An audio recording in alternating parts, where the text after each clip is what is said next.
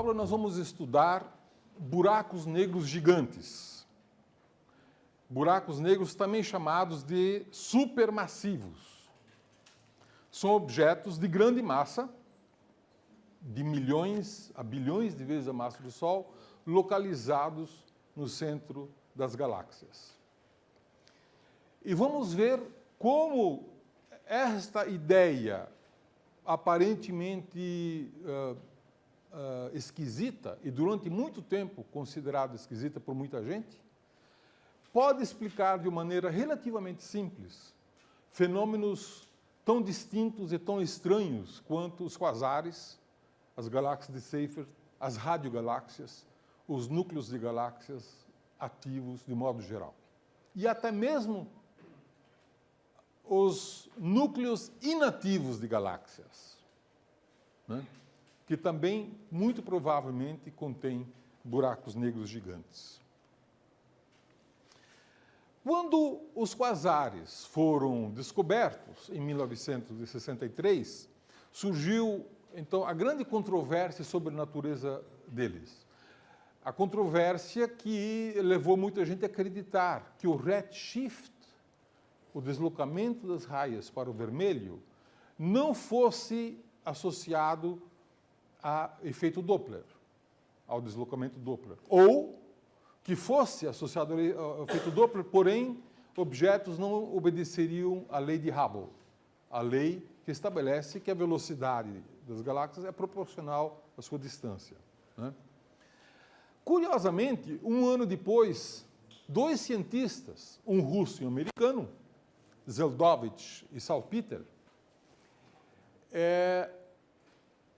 publicaram um artigo sugerindo que os quasares, esses objetos tão estranhos, fossem buracos negros, em 1964. Né? Buracos negros, naquela época, eram objetos teóricos, né? Eles eram conhecidos porque estavam previstos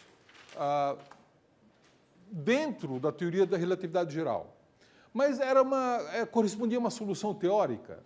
E nem o próprio Albert Einstein acreditava que buracos negros pudessem existir na realidade, né?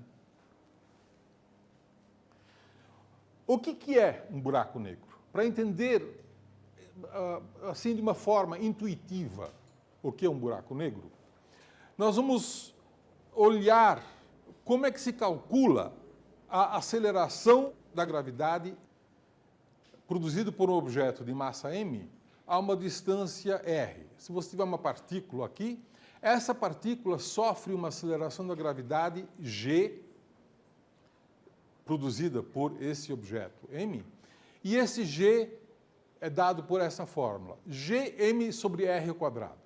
Esta é a fórmula que nós aprendemos como sendo a lei de Newton. É a forma clássica da mecânica newtoniana, né?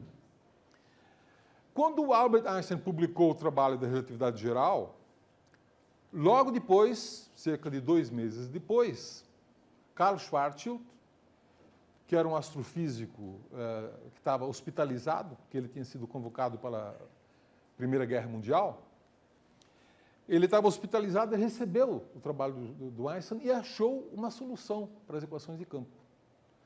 E por essa solução do Schwarzschild, a aceleração da gravidade tinha uma correção. Tá? Ela era a fórmula de Newton multiplicado por 1 sobre a raiz quadrada de 1 menos 2gm sobre rc quadrado. Parece meio complicado, mas se a gente prestar um pouco de atenção, não é tão complicado assim. O que acontece quando o ponto que nós estamos analisando está muito longe? Isto é, R é muito grande. Se R é muito grande, esse termo aqui é perto de zero. Então, você tem alguma coisa como 1 menos 0 é 1. 1 sobre a raiz quadrada de 1 é 1, e, portanto, a fórmula de Newton se aplica. Está correta. Não é mesmo? Mas, quando o R começa a diminuir, esta correção aqui começa a aumentar. E chega um ponto em que pode ter uma coisa dramaticamente diferente da solução de Newton. Por exemplo, quando 2gm sobre rc² for igual a 1. O que acontece quando 2gm sobre rc² igual a 1? Você tem 1 menos 1, 0. 1 sobre a raiz quadrada de 0 é infinito. Portanto, você teria a essa distância uma aceleração infinita. Né? Que distância é essa? É a distância r, chamado raio de Schwarzschild, igual a 2gm sobre c ao quadrado. É uma distância muito pequena. Tá? Por exemplo, o Sol tem um raio muito grande, muito maior do que o respectivo raio de Schwarzschild. Mas se o Sol, hipoteticamente, fosse comprimido, até, digamos, 1 quilômetro de raio, então teria uma superfície em torno do Sol com um raio de 2,5 quilômetros, onde a aceleração seria infinita. O que acontece para um espectador que está fora dele? O que ele enxergaria? Ele não enxergaria nada. Porque se um hipotético ator estivesse lá dentro e jogasse uma pedrinha para cima, né, na superfície do Sol, essa pedrinha poderia, no máximo, chegar até uma distância que corresponde ao raio de Schwarzschild. A aceleração da gravidade infinita, a pedrinha voltaria. Se você fosse lá com um laser e jogasse para cima, o feixe do laser também voltaria, porque seria incapaz de ultrapassar a barreira da aceleração infinita. Então, o espectador externo não viria nada e chamaria a essa estrela de buraco negro. Portanto, um buraco negro é uma estrela tão compacta que fica menor do que o respectivo raio de Schwarzschild, definida por esta fórmula aqui. Que para uma massa de uma vezes o Sol, dá um raio de 2,5 quilômetros. E o raio é proporcional à massa. Então, isso dá uma ideia intuitiva do que é um buraco negro. Né? No caso da solução de Schwarzschild, esta solução de Schwarzschild só é válida para o campo exterior de um objeto, de uma estrela, e com simetria esférica. Isto é, um objeto como o Sol não tem momento angular. Se ele tiver momento angular, você deixa de ter simetria esférica. Né? Essa fórmula de Schwarzschild só vale quando o momento angular é zero e para o campo externo ao objeto. Tá? Mas dá uma ideia do que seria, conceitualmente, intuitivamente, um buraco negro. Né? Uma região no espaço onde surge uma singularidade. Né? Muito bem. A ideia do Salpeter e a ideia do Zeldovich, então em 1964 e 1965, era muito simples. Se você tiver um objeto de grande massa capaz de capturar matéria, esta matéria teria uma aceleração muito grande. E isso daria uma energia cinética que poderia, em princípio, explicar os quasares. Claro, os quasares são objetos luminosos, não basta você ter uma energia cinética, mas energeticamente isso seria possível. E o volume seria muito pequeno. Então, eles conseguiriam explicar a energia e o volume com essa simples ideia. Né? Alguns anos mais tarde, em 1969, o Lynden-Bell, um astrônomo inglês, Donald Lynden-Bell, publicou um artigo muitíssimo interessante, em que ele foi além. Ele dizia que, se os quasares estão associados a buracos negros, então é possível que todas as galáxias no nosso universo local possam ter, eventualmente, um buraco negro desativado, morto, né? No seu núcleo. Tá certo? Que no passado, esse buraco negro capturava muito matéria e era um quasar. Mas depois, com o tempo, a matéria foi diminuindo e o buraco negro passou a ser inativo. E poderiam existir buracos negros no centro das galáxias. Né? Finalmente, em 1973, num famoso artigo do Shakura Sunayev, mostraram que um buraco negro capturando uma dada quantidade de matéria pode produzir uma luz no espectro visível, pode produzir luz no espectro de raio-x. Como assim? Por uma transformação de energias. Por exemplo, você tem um buraco negro de grande massa no centro de uma galáxia e você tem um gás na sua vizinhança. Esse gás tem um potencial, energia potencial muito grande com relação ao buraco negro. Portanto, ele pode ser acelerado em direção ao buraco negro.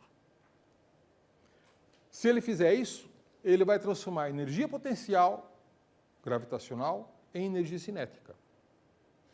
Mas, se esse gás tiver momento angular, ele vai formar um disco, ele não vai cair radialmente, ele vai formar um disco.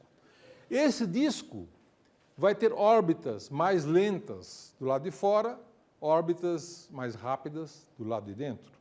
Então, órbitas podem ter velocidade diferente e criar viscosidade. Viscosidade em órbitas muito elevadas vai aquecer o disco. E, portanto, a energia cinética do disco, do gás no disco, vai se transformar em energia térmica, energia interna do gás. O gás vai ficar quente. Shakura e Sunayev mostraram que facilmente você pode chegar a temperaturas de 100 milhões de graus Kelvin num disco de gás em torno do buraco negro. Ora, se você tem um disco com 100 milhões de graus Kelvin, esse disco vai emitir fótons. Fótons na luz visível, fótons no infravermelho, fótons em raio-x. E esses fótons escapam do disco e podem ser observados. Nós podemos observar esses fótons. É o disco, é o gás do disco que está caindo, que está emitindo os fótons, não é o buraco negro. O gás emite os fótons antes de o gás cair para dentro do buraco negro. Então, é a vizinhança do buraco negro, é o gás espiralando para dentro que está emitindo os fótons. E nós podemos observar, então, esses fótons para caracterizar o buraco negro. Por exemplo, para calcular a sua massa e para calcular o seu momento angular, o quanto que esse buraco negro está girando. Pois não, uma pergunta. Bom, nós não sabemos ao certo se todos os tipos de galáxias têm buracos negros supermassivos, gigantes, né? O que nós sabemos nesse momento, os recenseamentos de buracos negros, é uma coisa que ainda está ocorrendo. Eu e o meu grupo de estudantes, de orientados, nós trabalhamos nisso. Recenseamento de buracos negros no centro das galáxias, né? Então, o que nós sabemos é que nas galáxias de maior massa, que em geral são elípticas ou S0, é quase certo que você tem um buraco negro supermassivo. Porém, nas galáxias de massa menor, como por exemplo uma galáxia SC, o recenseamento é menos preciso. Tá certo? É mais difícil de fazer. Por razões técnicas.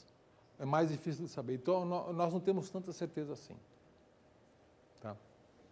Então, depende muito da massa da galáxia. O grau de certeza que nós temos depende muito Mas, toda a galáxia que foi muito bem estudada mostra, de alguma maneira, evidência de ter um buraco negro. Né? Essa é uma regra. Eu mencionei que a solução de Schwarzschild das equações de campo supõe que você tenha objetos com simetria esférica. Isto é, objetos que não estão girando. Portanto, tem momento angular zero. Existe uma solução mais geral para qualquer momento angular. Essa é a chamada solução de Kerr, que foi descoberta muito mais tarde, apenas na década de 1960, a solução de Kerr. E hoje nós sabemos que um buraco negro pode ter 3 propriedades que, em princípio, você pode medir, tá? Que são a massa, a carga elétrica e o momento angular. Não existem outras propriedades que você possa medir. Por exemplo, campo magnético. Um buraco negro não tem campo magnético, não pode ter. E a carga elétrica, muito provavelmente, vai ser tão pequena, a carga elétrica de um buraco negro em condições astrofísicas é tão pequena que você nunca vai conseguir medir. Por quê? Porque o buraco negro sempre está inserido num plasma que é um excelente condutor de eletricidade. Então, qualquer campo elétrico que se estabelecer, imediatamente vai ser cancelado. Então, na prática, só existem 2 coisas que podem ser medidas: a massa e o momento angular. Bom, os buracos negros supermassivos existem sempre no núcleo das galáxias. E a gente vai se perguntar daqui a pouco por que eles estão no núcleo das galáxias. Nós sabemos que as galáxias têm também outros buracos negros que ocorrem em sistemas binários, onde, da mesma maneira, você pode ter uma estrela comum jogando gás sobre o campo gravitacional do buraco negro e esse processo aqui gerar fótons que escapam do sistema e você pode detectar esses objetos. Aqui nós temos um desenho, isso aqui não é uma fotografia, de como que um buraco negro com um disco em volta poderia emitir jatos, né?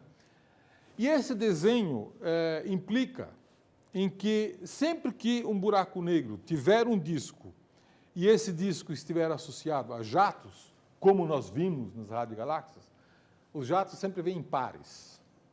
Você nunca deve ver um jato só, você sempre deve ver 2 jatos. Isso por quê? Porque um disco tem 2 lados.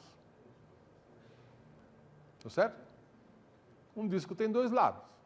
E, em princípio, uma simetria. Então, se existem condições físicas de emitir um jato para cima, também deve existir condições físicas de emitir um jato para baixo. Então, os jatos sempre devem vir em pares, né?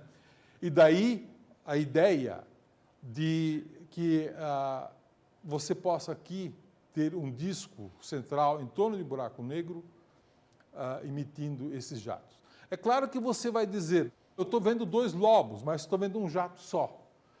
É porque existe uma assimetria na emissão. Se você produzir um jato nessa direção do observador, ele é mais intenso. O jato que vai para o lado oposto joga os fótons para o outro lado e você não vai enxergar. Então, há uma assimetria dependendo de onde está o observador, mas é um efeito do observador, da posição do observador, do ângulo do observador com relação ao jato e não de propriedades intrínsecas desse jato, né? Aqui uma imagem da radiogaláxia Centaurus A, onde a gente vê também esses jatos que vêm em par também, né? Você tem um lobo aqui e tem um lobo aqui, né? E aqui o DM87, né?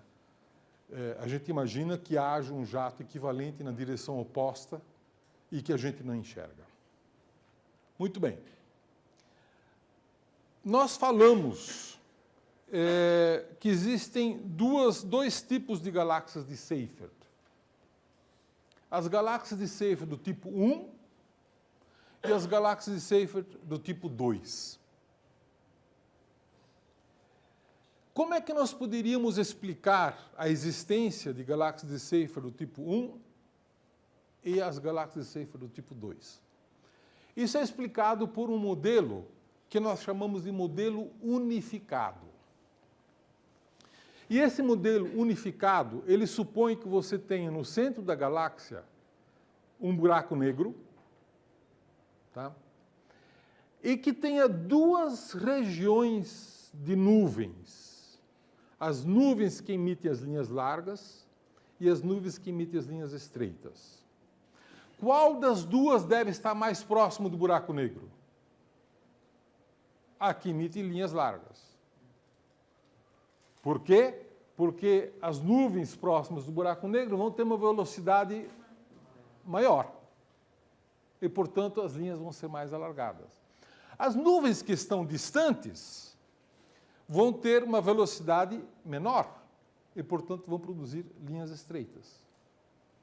Então, se você imaginar um sistema em que você tem nuvens próximas de alta densidade e nuvens distantes de baixa densidade, você consegue entender por que existem dois tipos de galáxias se você admitir a hipótese de que existe um toro de poeira envolvendo a região central.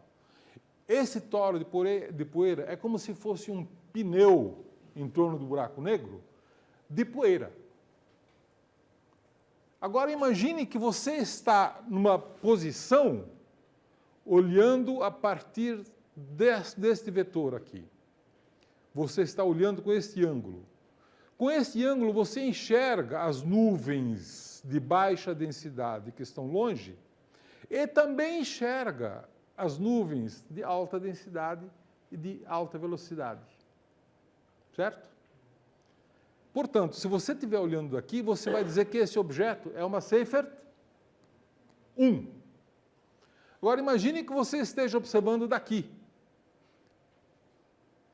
Observando daqui, você vai enxergar as nuvens de baixa velocidade e de baixa densidade. Mas você não enxerga essa região central, porque está sendo obscurecido pelo pneu de poeira.